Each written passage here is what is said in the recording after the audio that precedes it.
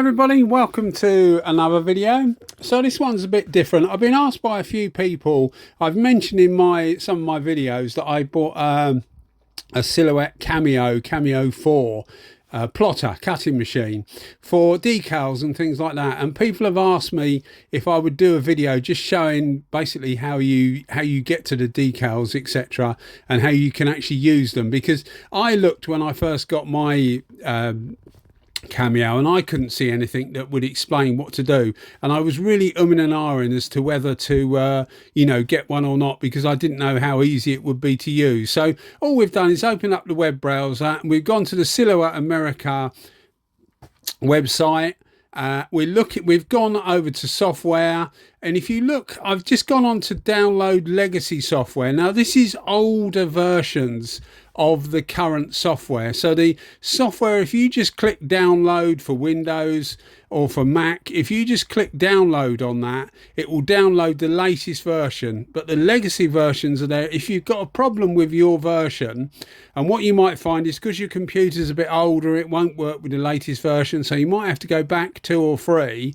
Then go back 2 or 3 and you'll find one that it should work with. For example, the latest version on Mac with the latest version of Silhouette Studio doesn't work. It's got a problem in that all your cut lines, which are red, which you'll see later on, all your cut lines that come up are red, are all bleeding all over the screen. So what we've done is we've downloaded the software. So we open up the Silhouette Studio on our desktop, which we're doing here, top left. You can see I've clicked open. Now this actually takes between 30 and 40 seconds to load, depending on the speed of your PC. So I've speeded this bit up. So this is the actual software. So you saw the software open. We will go back to that, but what we need to do is find an image, something that we can actually copy. Now when I was first looking at this, I was looking at all different types of JPEG and what you could copy and what you couldn't, and it really is much simpler than that. Just go to any search engine, find yourself an image of what you want to copy. Bear in mind, things will be copyrighted, so you have to be careful. We're going with Yamaha here. It's going on a Yamaha tank. It's going on a Yamaha motorcycle. I clicked the wrong one there, but it's going on a Yamaha motorcycle. So as far as I can see, we're not doing anything wrong here, but the principle that we're using here, you can actually use for all the various things you can cut out. So what we've done is we've got an image, we've stored the image on our PC, and now we're going into the Silhouette Studio software. We've got to find the image that we're looking for, which was the Yamaha logo. So when we find the Yamaha logo, you can obviously tap up in the search pictures with a Y and it should get it quicker. But we're bringing up now, we're loading up the photo that we want to copy. Now I don't want to copy all of it, I just want the Yamaha. So what we're doing now is we're going up to a piece of software where it looks like a piece of toast, top right, that one there, and it's select trace area, and what it does is it effectively traces the area that you want to an image of, basically. So what you will get, where you see the white and the yellow, what you will get is when you select trace, which is the bottom of the tool palette there, when you see I'm moving the threshold, because you can adjust the threshold and you'll see it disappear and then come back. But when you've got it to basically where you want it, you go down to trace and you actually trace that object, and what that will leave you with is it will leave you, I'm just playing with it so that you can see really, but it will leave you with some red cut lines, which is what we're doing now. Now we'll move the image away, which is what we'll do. You see the cut lines around the edges there, and also where it says Yamaha factory. You move it away and our cut lines, so this is where the machine can cut or will cut if you want it to. We don't want all that, so we've got to get rid of some of it, so we can lose the image because we don't need that anymore.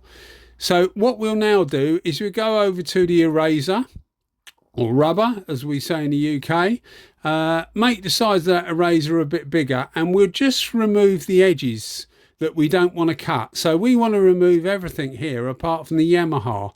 Now what you'll find is that when you're actually removing this, I'm doing it all in one go, but you're better off taking small bites at it, releasing your finger on the mouse so that it registers that that amount you've removed, basically.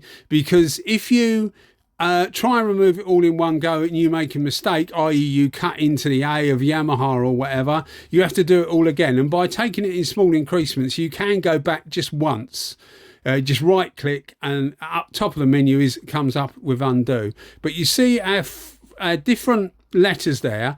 Well, they're all actually separate. So what I've done is I've gone down and I've clicked group, and that will now make the whole image into one. So we can move that around, we can expand it, move it wherever we want, and it will all stay together. If you just left it in an ungrouped phase, you would like highlight the A, and just the A would move.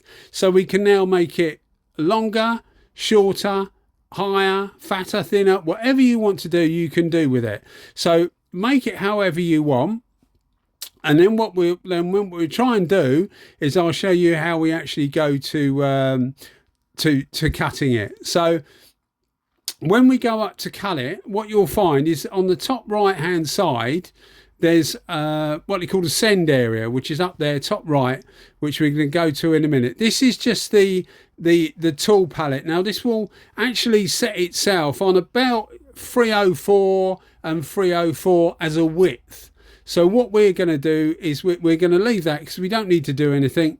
The stuff I'm cutting is 300 millimeters wide, which is what this machine will actually take. So when we come to send, which we're going to do again now, you'll see here that it says things like card stock, etc. So what you have to do, if you're using the auto blade, and this is designed to work with the auto blade, although I'm not actually using an auto blade, but most people will use the blade they get with it, which is an auto blade. So go to vinyl and find vinyl matte or vinyl gloss.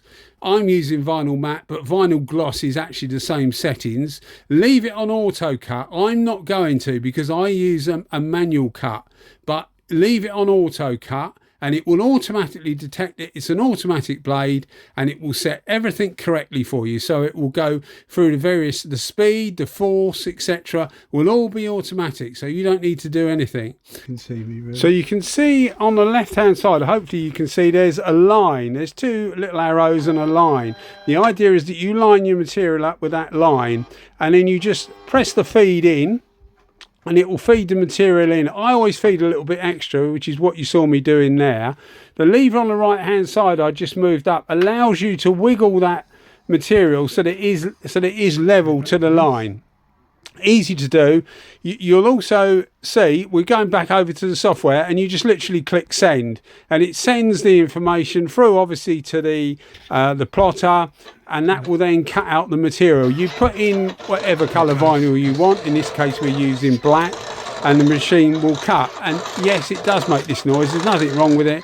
It does make this noise. If you look on the right hand side at the roller that's moving round, there's a grey piece on it. If you depress that grey piece, not obviously why it's running, but if you depress that grey piece, you can move that roller in and out virtually as far as the other roller and move those two centre springs. They would just slide across. So you can cut like a 6-inch piece, 6-inch wide piece without using a mat. Because with vinyl, you don't need to use the mat. As long as you clamp the vinyl, which the machine does with the rollers, you don't need to use the mat. It makes it much, much easier. So when it's finished, it's quite a simple operation, so it doesn't take long. That's what you end up with. So we'll now run through actually removing it. So we're going to remove our, depending which way you want it. We want obviously the decal, so we're going to remove it, the outer piece. If you want it as a sort of a stencil, you'd do it the other way round. You would remove the Yamaha letters and leave the outside as the stencil, but we want to use the actual Yamaha letters. So it peels off quite easily. You'll notice that the cut isn't that precise, and there is a way of doing that. You can actually it's called simplify, and it just simplifies that line, which I didn't do because I didn't realize the cut wasn't particularly good, but it can give you a perfect cut. So just look up silhouette Studio Simplify. You'll find the tool. You literally just click on the image, the red lines we had, click Simplify, and it gets rid of all those little curvy bits. But for the purposes we're using it for, it works absolutely fine. So once you've weeded, what they call weeded, which in this case is just the center of the A's, which is the most painful thing about doing this. If you've got something complex, the weeding can take quite a while. You get some backing tape. I got it in 2-inch wide, got it in 6-inch wide, and I got it in 12-inch wide. And you just put the application tape over the top of your image. I normally cut it out so that you're left with just the backing and the original image. And then we can just peel it off, and you would use it as, you know, if you bought something for the post, this is how you would get it, and you just peel it off and apply it where you want. But it gives you so much to play with, in that you can play with the different sizes of it, etc., and obviously the colors as well, in your software. And it is really straightforward to do. As I say, I was a bit apprehensive about how long it would take. I knew I'd be okay with it because I'm normally okay with computer programs, but I wondered how long it would take me to learn it, and it doesn't take long at all. Anyway guys, video with a difference. Hope you enjoyed it. Thanks for watching as always. Bye bye.